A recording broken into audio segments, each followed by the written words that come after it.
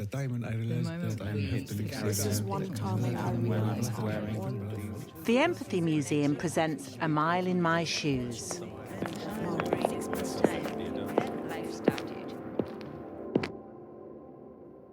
These shoes are black men's shoes, size 9, lace-ups, and the 2 top holes haven't got the laces in. And then inside it says Stafford, and it's got like a Queen's hallmark. Very nice sort of leather insides. Very clean, but there's a bit of scuffing on the front. And the sole is good, a rubber sole with a sort of another sole stuck on almost. And, there's a little bit of bird poo on the bottom of that one. These shoes belong to Yazan. This is his story. When the bombing started, it was just beyond imagination. The sound, the bombing, the fear, it was really, really bad. I remember the next day when you have like an hour of silence, it's like a huge blessing. But then it comes again. The plane comes again, and it's time for bombardment. It's time for fear. It's just nobody can tolerate that. You just can't get used to it. It's just beyond imagination. It's beyond explanation. It's something nobody knows but those who experienced it. I still have fear of the sound of planes, of just a plane like this, civilian plane, but still, even after 2 years from now, I still have fear. My name is Yazan. I'm from Syria.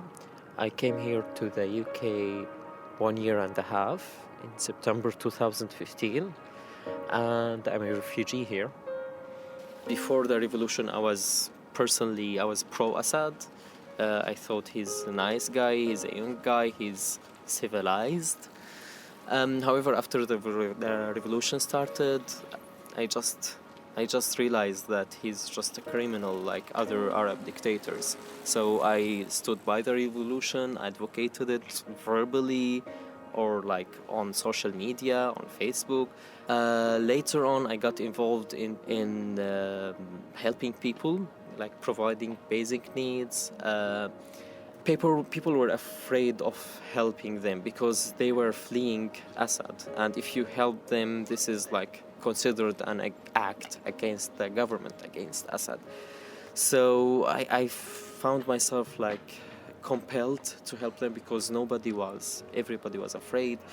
As a dentist, I was responsible like for the medical part. So I started to create a group of volunteering doctors. Helping people in Syria is a criminal against the regime. Some people get killed for this. And I'm a doctor, which means like my punishment is doubled or tripled. In August 2012, the war started in Aleppo, and we lost access to the people that we were helping.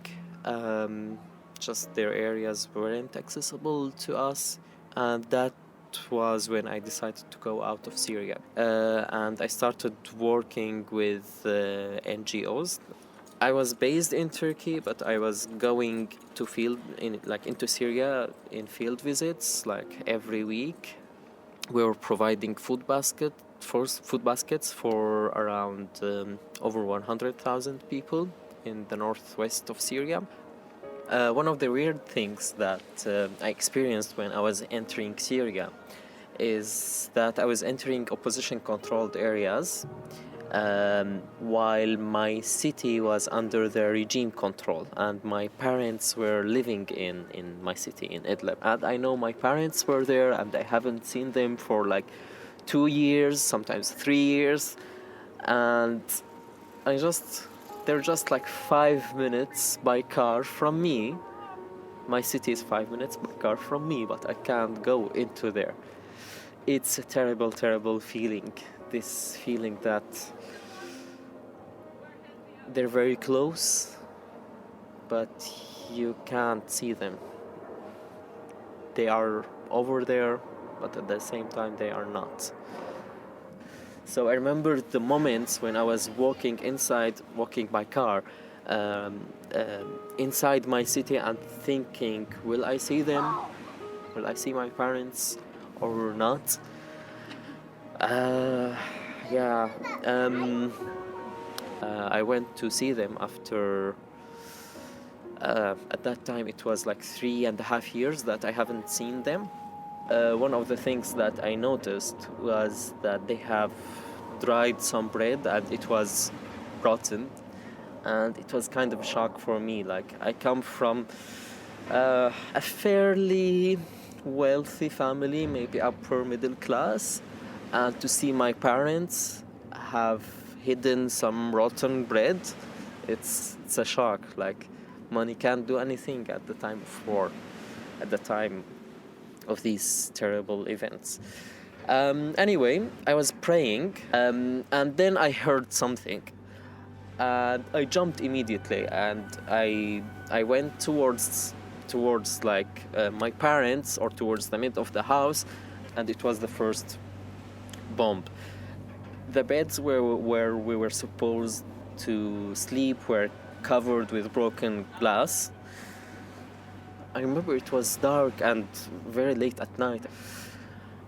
It was so scary. I don't know. Probably because I was in my own house, which was supposed to be a safe place. I was with my family. I was afraid about them.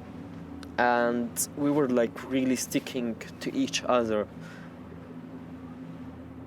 If something might happen, we wanted to happen to all of us. I personally didn't want, for example, my parents to die and I live. If they're gonna die, then let's die together. I prefer it this way. And I think they were thinking in the same way.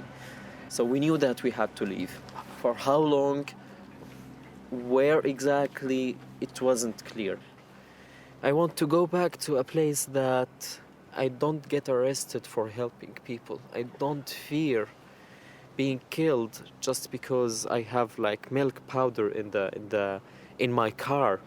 This is what I'm hoping for. I came here to the UK to study with a scholarship, to study Master in Public Health. And I'm hoping to use the skills I gained in this Master to rebuild the health system in Syria and to build a better Syria in general for all the Syrians. I think the world should stop this massacre. Well, many people will ask how. Statistics show that 95% of civilians in Syria are being killed by Assad regime and Russia and their allies, Iran. While ISIS kill around 4% of civilians, and the remaining 1% are being killed by opposition and Kurdish forces. The Syrian regime must stop killing. Someone must act. The world should act. I believe in karma. I believe that when you see people who are in need of help and you don't help them, then you are hurting them. People at the beginning of the revolution were in need of help. People inside Syria needed to take action and to say no to the Syrian regime. People kept silent, and today everybody in Syria is damaged by this war. I fear for the world, to be honest. I fear that if the world did not do anything, we're going straight into World War III. Despite that, people might say that if they took action, this might lead to World War III. Well, I don't know. I believe that when you see people in need, you help them no matter what. There is no cost for human lives. We need to stop and think. We need to compare events in the past and with the present. For example, personally, in my culture, before the revolution, I didn't believe in the Holocaust. I thought it's just like a myth or whatever, because this is the way that we were educated in Syria. But then after the revolution, a lot of like ideologies and ideas got broken, and I started to think in a different way. I can't imagine that I'm a person who denied the Holocaust, something that killed millions of people just because they were from a certain religion, because they were Jews. But the thing that is also weird, that I feel that I am experiencing a new Holocaust. It's happening to us, to Syrians, and nobody is doing anything about it. And now people talk a lot about Holocaust and that they should have taken action and they should do X, Y, Z. But at the same time, it's happening again. Why are you not doing anything to stop this? So far, 1 million people have been killed. They are being killed slowly, like 6 years, a lot of destruction. Like in Syria, the population of Syria is 20 million people. Around, my personal estimations is around 15 million are between refugees and displaced, like inside and outside the country. So it's like 75% of the population have been displaced, like 1 million killed, which means around 5%. This is huge. If we apply this to the UK, what would be the numbers? To be able to understand people's pain, people's suffering, or people's view or actions, you need to put yourself in their shoes. And most importantly, take action. Do something. It could be something as small as a smile. Smile could be an act of defiance. It could be an act of help. Believe me, resist even with a smile. Yazan's story was produced by Melissa Viney. His shoes are part of a growing collection of footwear hosted by the Empathy Museum's A Mile in My Shoes exhibition. The shoes and stories come from all over the world. Follow us on Twitter, Facebook and Instagram to find out where we are going next.